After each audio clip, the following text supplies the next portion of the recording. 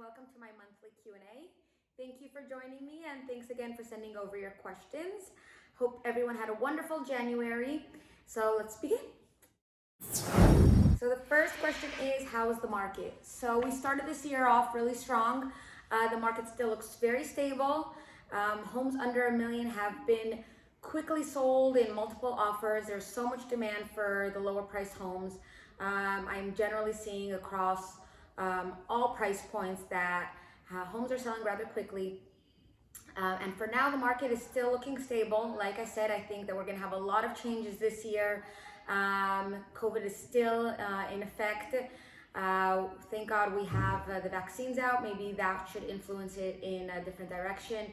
But we still have yet to see what the effects are of everything that's going on, both economically and politically, and all the other changes that we are experiencing in the market.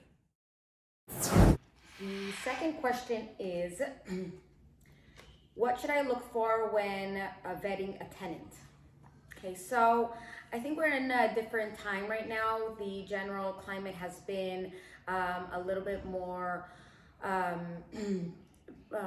skeptical of tenants, simply because the restrictions on evictions have really been put up. It's very, very difficult to evict now. A lot of tenants are not paying due to the fact that they've been out of jobs and because of the whole COVID situation. And so I've seen a lot of landlords be very wary of who they bring into their properties, simply because it's very difficult to get them out if they aren't paying. So things that I would look for, especially during this period, is one, do they have a job? Is that job stable? Is it long-term? Can they prove their employment? And can they prove that their employment contracts extend beyond just the current period? And have they been stably employed for the past few months, years, so forth. The second thing I would check is their bank statements. Check to see that they have reserves. So just in the event that they do lose a job, whatever it is, they still have the ability to pay. They have enough cushion to last until they do find a new job. Obviously, what has always been checked, and what I would suggest to check, is credit and background. Make sure that, in the past they haven't had any evictions. Make sure that their credit is good, that they pay their other obligations on time. I would call all the references, including employers, past landlords, to make sure that these tenants have paid in the past and will continue to do so based on their previous record. And then obviously just make sure that you kind of know who you're leasing out to. Research is always good to be done, especially when you have a long-term relationship with a tenant. You want to know exactly who's going to be living in your house. So those are things that I would check for. Like I said, the climate for rentals is very different right now. Just be cautious and know who you're bringing into your property. The third and last question is, what is the most difficult challenge for you when working with a seller or a buyer? So each seller and each buyer are different. What I've experienced lately, as of lately, is that I've noticed that, with sellers, especially, they are very emotional when it comes to selling a property. Sellers often believe that their property is worth more than what the market believes it's worth. Sellers often have a sentimental attachment to homes and certain parts of the home. And it is my job to help them understand the market, the way that the selling process works.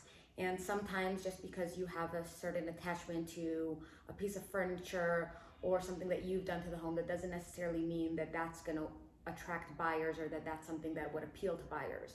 So, I'm always very sensitive to sellers and their attachment to the homes. I know that selling is not always an easy process, especially if the person's been in the house and has had many memories in the property. But at the same time, if they want to get top dollar, a professional's opinion should always be taken into consideration. So the fact that they might like a certain color on the wall doesn't necessarily mean that that is what is going to appeal to the most amount of buyers. The fact that they think that their house is more desirable than a brand new construction down the street doesn't necessarily mean that it's going to generate the same price as a brand new construction.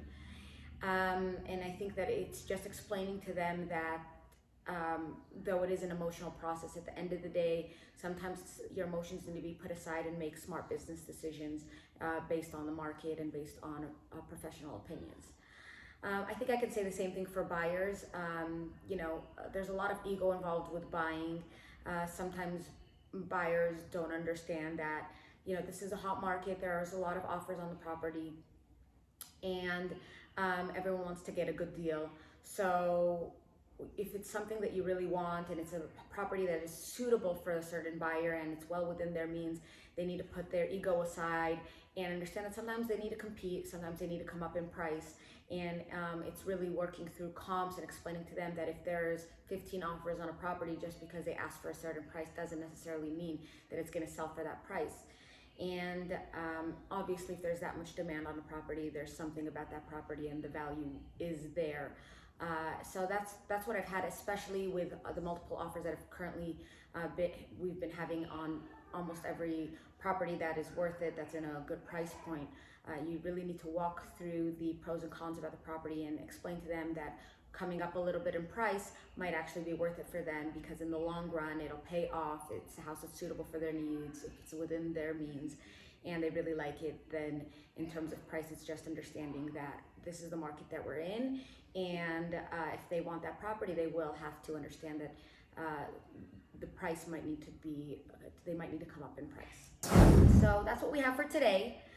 Thank you again for joining me. I hope you guys are having a wonderful 2021, and I hope that it continues to be wonderful and healthy for everyone.